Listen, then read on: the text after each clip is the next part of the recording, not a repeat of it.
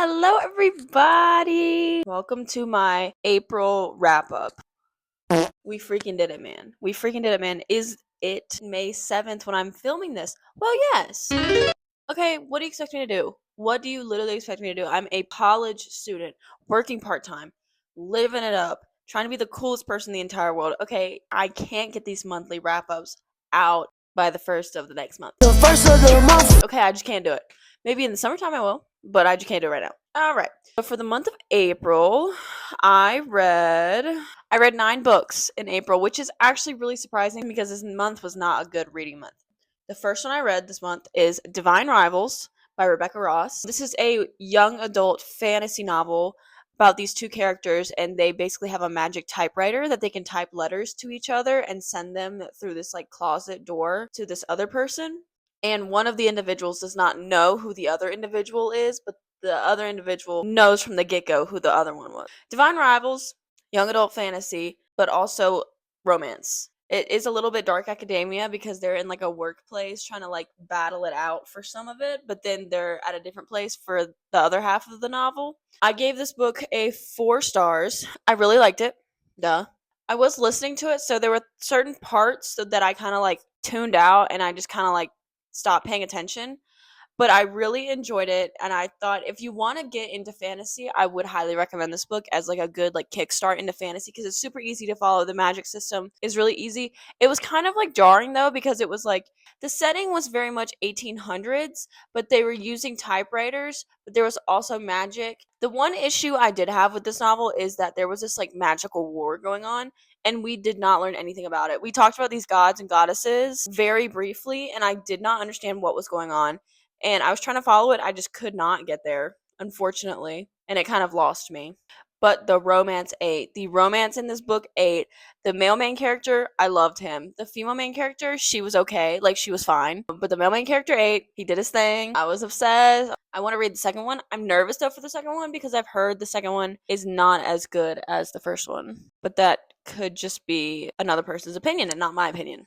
The next book I read was The Underground Railroad by Colson Whitehead. This novel is a play on the actual like Underground Railroad. In history, there was this thing called the Underground Railroad with Harriet Tubman like leading the charges basically to get slaves from the South into the North. But in this novel, there's a physical Underground Railroad because the Underground Railroad was not a real thing. There was no actual railroad. It was just like, different places that the slaves would stop at, the different houses they would stay at were called stations, and they were called cargo to like speak in terminology so that the slave catchers wouldn't know what they were talking about. And we follow our main girl. Her name's Cora, and she's a runaway slave from, I think, Georgia, and it's her journey trying to escape to the North. But the way that the novel is set up is that each chapter is like a place and then a person. So we get this person's backstory and then we'll cut forward back to Cora's point of view, which can be a little bit hard to read at times, but if you just keep reading and keep following it, you'll understand how it goes. This novel was very much a hard read. There were certain times in it where it was like they were talking about the abuse that the slaves would go through, which is completely like realistic and did happen. But it was hard to read because obviously it's a hard topic to discuss and talk about. But it was interesting, and I would recommend everyone read it. I did give it 3 stars just because the setup of the novel kind of took me out at certain times. Like I said, it was kind of hard to follow. And in this novel, Colson Whitehead, he uses history as like a thing to toy with. So he'll put in different historical events that did happen, but he'll tweak them a little bit so that they fit how he wants it to fit, which I thought was interesting because it's like kind of challenging the readers. Like, do you really know about this event in history? Do you actually know what happened, or are you just pretending like you know what happens? I did like that, and I didn't like that because there was no explanation of the events. Like, you just have to Google it if you want to learn more about it, which I understand is like the reader's job to get more context into the story, but that's just me being nitpicky. The next book I read was A Thousand Ships by Natalie Haynes. I actually wrote a 9-page paper on this book, so if anyone wants to read it, let me know. I'll send it to you. It kind of ate a little bit. I will say for myself. A Thousand Ships is basically about the Trojan War, but it's a spin-off of the Trojan War. It's from the women of the Trojan War's perspective. So we have goddesses, we have the queen of the Grecian people, we have the queen of the Trojan people, we have prophets' daughters, we have wives, we have Odysseus's wife, who's like what the Odyssey is written about. We have her perspective. We have the muse, if you know what that is in Greek mythology. The muse is what all of this is being written for, like the Iliad and the Odyssey. I think, I could be wrong. We have her perspective, and she's talking to the man who's like writing the novel, and she's like, I'm tired of being the muse. Like, this is hard work and the men just don't understand. And I'm like, okay, period poo. So I really enjoyed this book, and I'm gonna give it 4 stars. And that's only because there were certain parts that I was like, maybe it was because I was trying to read this for a class and I wasn't reading this for my own personal enjoyment, but some parts were like dragged on a bit. And I was kind of like, can we just like wrap this part up? No hate. That's just me having a short attention span, unfortunately. But it was so interesting. And if you're like a slut for Greek mythology like you would eat this up. Like Song of Achilles, Circe, like I've read both of those books and I've loved it. I've read Silence of the Girls. I've read that too. And it's all just Greek mythology, like spin-offs. I have like a whole Pinterest board of all the books that I want to read that are Greek mythology spin-offs. I've read the Percy Jackson series. Like, don't play me. Percy is my mans. I want to be Annabeth so bad. What do you mean? I want to have powers like Percy Jackson, but I want to be Annabeth. Like, are you kidding me? Sidetrack. 1,000 Ships, recommend it. 10 out of 10. It makes you appreciate women more, which I think is so important, and it helps you understand the struggles of being a woman, especially in that time where you did not have rights unless you had a husband. If you were the queen of Troy and your city gets taken over, babe, you're about to be sold into sexual slavery. Like, it's over for you. It is over for you. And I think people need to understand the scales of what war costs. Also, the reason the whole Trojan War started is tea. Okay, I'm gonna give you a spoiler. So skip to this time if you don't want a spoiler. The whole reason for the Trojan War was population control. Like, what do you literally mean? Gaia, the goddess of the earth, was like, hey, bae, Zeus talking to her son. She's like, hey, son, please kill off some of these humans because they are too heavy. They are too heavy and they take too much from me. So please kill them off. He said, okay, bet. Let me talk to my girl, Miss Shorty with the scales. I cannot remember her name. The goddess of justice. Let me talk to her and let's discuss a way to kill off a couple of these humans. A couple thousand of these humans. Even though in the Trojan War there was only like 200 something people that died. Homer, you make it seem like it's thousands of people. It was literally 200. What do you mean? Okay, read 1,000 Ships. Read 1,000 Ships. I want to talk to someone about it. I need to talk to someone about it. The next one I read, okay, I was kind of in my memoir bag this month. A little bit. I read 2. I read Will, which is Will Smith's memoir. Now you may be wondering, Lauren, why did you read that? Because I was low-key a Will Smith hater. And then I got into a discussion with Jeremy Pierce about Will Smith, and then I'm like, I need to know the tea. I need to know the drop. And I'm a Will Smith fan. Am I a Nicki fan? Pull up in the Sri Lanka. What? Unfortunately, I do think he's a little bit arrogant, but his life is so interesting, and the amount of things that he's done is so interesting, and it's just like the luck of the draw. Do you know what I mean? He was a rapper, and then he became the Fresh Prince of Bel-Air, and then he became the biggest movie star in the entire world, selling out globally, not just in the US, but globally. He was racking up billions and billions and billions and billions of dollars. Like, that man is a legend, and he needs to be studied. And also, I just wanted to see if he would give any tea about the Jada situation. Did not, unfortunately. I'm just going to give you that little tidbit of information. And this was before the slap. I think this came out a little bit after the slap. The slap was not addressed in this novel, but I think he was just going through it, honestly. And, like, maybe he was just trying to stick up for his woman, because the way he talks about Jada in that novel is she's a force to be reckoned with, and they kind of just, like, doing life together. Like, they are partners, even if that means that they disagree on certain things, that they are still life partners, which I think is really interesting, and like a different way of like relationships, like marital relationships especially. And the way the novel was written was so well done. Like, he was rapping in the novel, because I listened to the audiobook. Listen to the audiobook also. He would like rap certain parts. He sang the Fresh Prince of Bel-Air theme song. He sang a couple of his other songs. He would have like music behind certain parts of it. This is what my review on Goodreads says. Will Smith is probably one of the smartest men in Hollywood. After reading this book, I've gained a lot of respect for him. He explains that he is not perfect. He apologizes and tries to move on and do good with his life. That is all he really wants in life, to take care of his family and live life out to the fullest. I got chill bumps multiple times while reading this book. He has met so many people in his life and shares the secrets that he has learned from them with the readers. If you ever read a memoir, read this one. Period.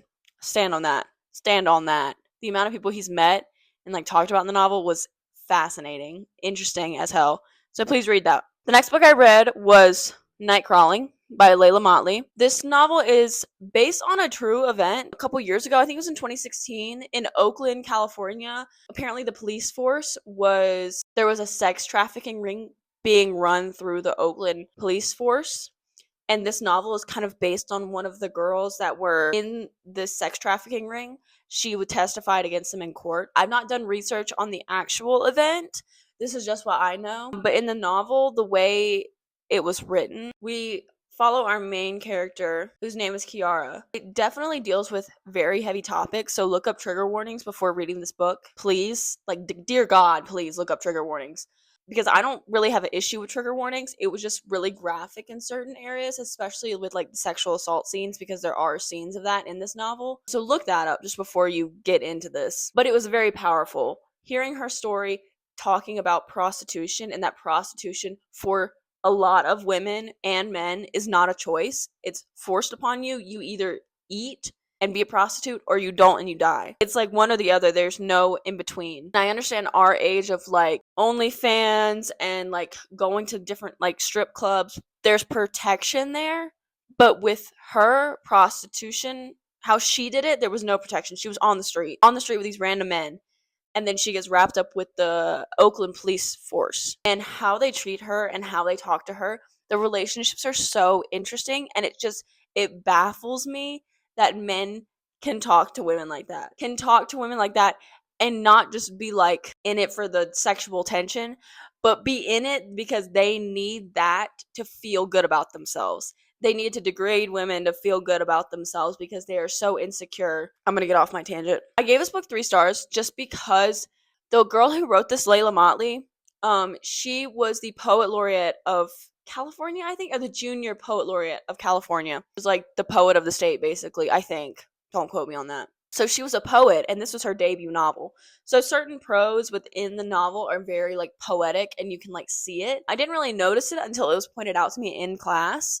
But honestly, I feel like it adds to the story. It's very descriptive with certain things, like describing the city of Oakland, describing these events that happened to her, describing what she's wearing, how she's feeling, her apartment that she lives in. And this story just really, really just heavily touches on the abuse and the underappreciation of Black women. Specifically, just women who do not have the means to provide for themselves and for other people around them. They carry so much on their backs and are not recognized for it. And like this story definitely highlights that. Like there's a time in this novel where Kiara is being yelled at from all of the people in her life that she has left, and basically saying it's your fault that my life is like that, when in actuality she is the one hustling and putting food on the table for these people.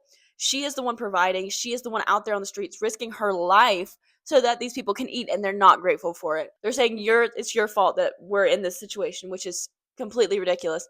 Kiara is just a very strong character, a very strong female character, and she is doing what she can to survive, and I applaud her for that. So I would recommend Night Crawling. Look up trigger warnings, please.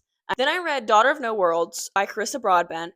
This is a fantasy novel. I've seen this series floating around on the interwebs, and I actually read it. It's a very big book. I don't have the physical copy of it. It's a very large book. I think there's like 600, 700 pages in it. I've seen it compared to like a Sarah J. Maas series, the complexity of the magic system, like our strong female lead character, which I can definitely see in this novel. But what I said in my review, this series needs more hype, point blank period. Our female main character is a baddie, and the whole time I was reading this, I was thinking about Sofia Vergara clip where she said, "I'm so smart" in Spanish from Modern Family. I'll insert the clip. Do you even know how smart I am in Spanish? Of course you don't. Our main character has to speak in another language for a lot of the book, which I thought was a cool plot point. In a lot of fantasy novels I read, it's always brushed past when the characters go to different places. It just adds a more realistic element. In this novel, she goes to a different place, and it's very talked about, and it's like a highlighted point. And in other fantasy novels I've read, they just like are going somewhere, and they're like, okay, there's a map at the front of the novel, just follow along with that. This one, it was a very big highlighted plot point. Also, our male main character is young. He sort of came out of nowhere, but I'm here for it. He's a grumpy Gus, and he loves his shorty. Anyways, please read this book series. I'm gonna read the next one very shortly. Trust and believe. Yeah, the male main character, I was not expecting it. Kind of how I envisioned him in my head was not a love interest type. He kind of just came out of the blue, and I was like, whoa, okay. But our main character, her name's Terasana. I think that's how you say her name. That's how they were saying it in the novel, but they were British. So they're Terasana. Ew, I'm cutting that out. I'm cutting that out. That was foul. Miss Girl is a slave. She escapes her slavery, goes to this other country where they don't speak her language. She barely speaks the language itself. And she asks for help to fight and free her people that she came from. She ate. Terasana ate. The fan art, I'm going to put some fan art right here of what she looks like, is so interesting. And I think it's so cool how they made her look. And she has a lot of scars on her and tattoos, just like Selena did, just like Feyre did. Okay, well, not as much as Pharaoh is not in the equation, but Miss Selena and Miss Terasana, like, they are torn to shreds. And I think it's really cool how in this one it's like the author was talking about how there's like black veins. She has like black veins because of some magic stuff that happened to her, and I felt like that just added a dimension to this novel that like are not in a lot of fantasy books. Like the way she was describing her scars and her veins, and it was just like she was torn up, like her body was like would never be a clean slate ever again. And I understand that happened with Selena, but it's just on a different level, and that was over a course of years. If you've read the series, you know what I'm talking about. I'm currently reading the second one right now. The only critique I will say about this novel is that I was listening to it and not physically reading it, so the names are getting me messed up. Okay, the names are messing me up. And when I go to read the second novel, because I'm like 75% through, I was listening to the audiobook, then the audiobook got returned back to my library because they're like, You've had it for too long. No more for you. so when I read the novel, I'm gonna have to remember who everybody is, and I'm not gonna know. Because I just hear the names, and they're all in some foreign language, and I don't understand the names. So that was my only critique, is that the magic system was a little complicated. There's, like, houses, and there's, like, different countries, and all the names were getting me confused. If I read the novel, it would have been better not listen to it, but whatever. I gave this novel a 4.5 stars. The next one I read was Looking for Alaska.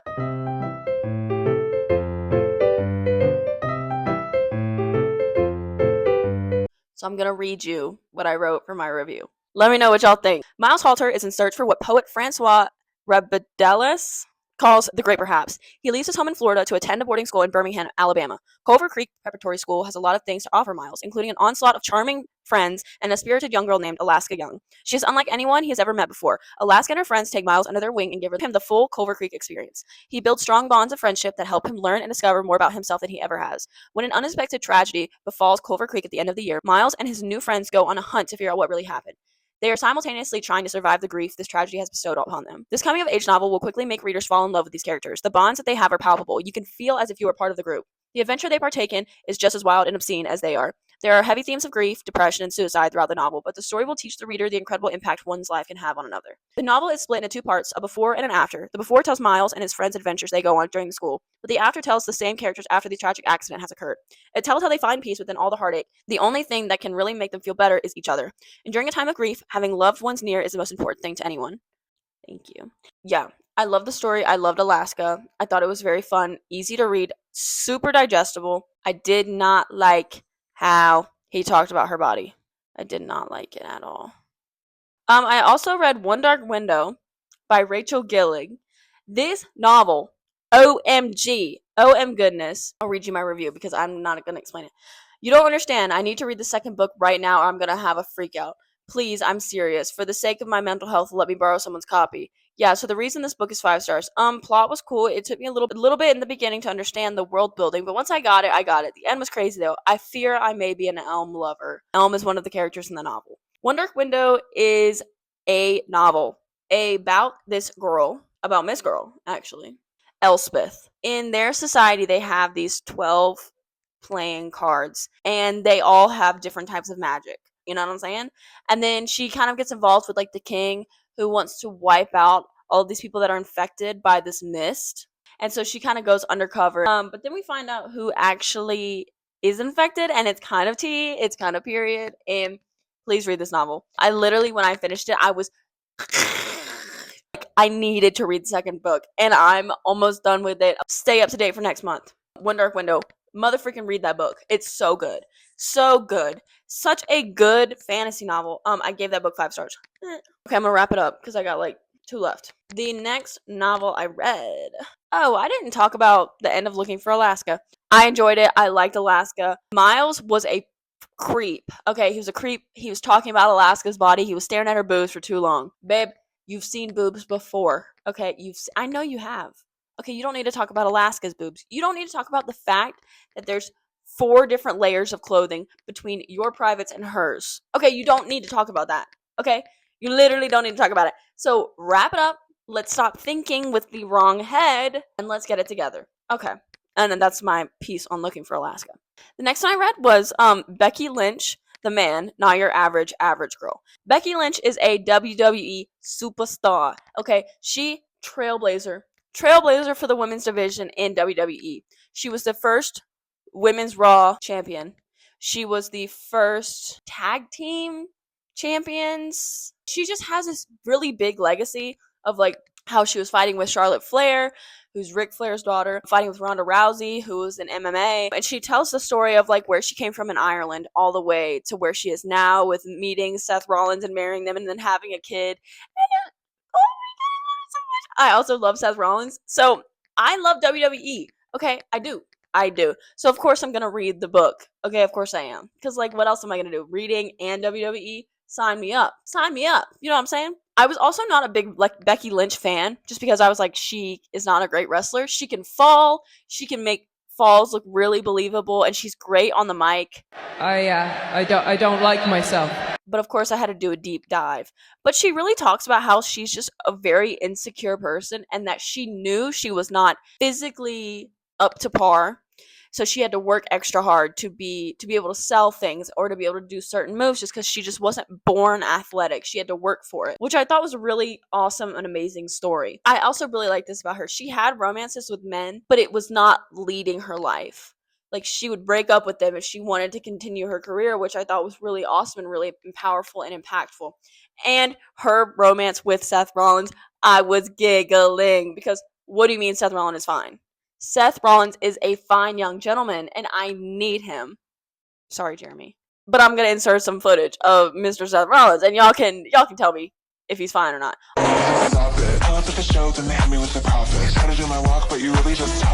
Also, I'm gonna insert some Becky Lynch footage so y'all can see what she looks like. Bad to the bone. Both of them. And she just came back to WWE, which I'm like, oh my god, I just read your book. I'm a big fan. Me right now. Anywho, that one I gave 4 stars just because there was a lot of repetitive things that she just like repeated a lot. Also, she may or may not have quoted that one Eminem song. Do you know what I'm talking about? She quoted that in the novel, and I was like, okay, so that's what we're doing. So some of it was a little bit cringe, and I understand she's a millennial and that her humor is different from my humor, but I'm just going to let it slide. Really enjoyed this novel. If you like WWE, read it. If you want to get more into the wrestling tea, read it. The last book I read. Shout out to Miss Bethany. Literally, I miss her so much. She's going to be in a video soon, and that's all I have to say. She let me borrow her copy of Apprentice to the Villain, which is the second book in the Assistant to the Villain series. I gave this one 3 stars. Now, hear me out. I'm going to read my Goodreads review because I feel like this just encompasses all of my thoughts. Okay, so Tension was 10 out of 10, but it was trope farming. There was a lot of cringe moments, and the miscommunication trope pissed me off. Stop. All caps. But like I said, Tension 8, and I shipped them 1,000,000,000,000,000%. Y'all want to know something funny? I let one of my teachers read this review as like a joke. He goes, you spelled tension wrong. Immediately went back and fixed it. I can't. Okay, I respect that teacher. I want him to think I'm smart and I'm competent and that I know what I'm talking about and that I'm not just some girl blabbing on the internet about how I like this novel because the tension was good. My worst fear. So yeah, he read it and was like, yeah, you spelled tension wrong. I was like, died a little bit inside. Let me tell you, my face got bright red. Gave it 3 stars. Like I said, tension was good. It was there. The villain, fine shit. You know what I'm saying?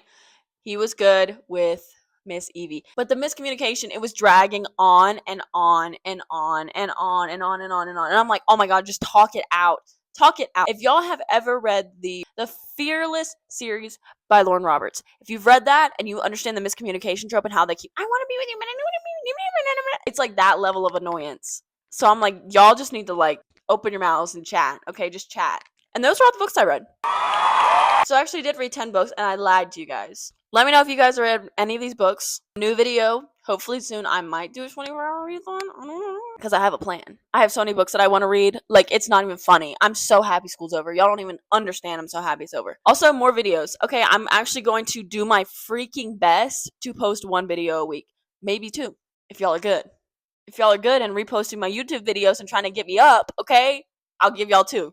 Damn, y'all don't have to beg. Please stop begging me. Okay, I'm doing my best. Okay, I'm gonna shut up. I love you all so much, and I'm so serious when I say that. If you watch this whole entire video, like, you don't understand how much I appreciate that. And subscribe if you haven't. Comment, please. Comment something. Comment a book recommendation. Comment if you've read any of these books. Comment if you want to read any of my essays that I wrote this past week. Let me know. Comment anything you really want to at all. You can leave a mean comment. I don't even care. Just comment. Trying to get the ratings up. You know what I'm saying? I hope everyone has a good day. Be good. Stay safe. Enjoy the summer. Summer's here, babe. Okay. Bye.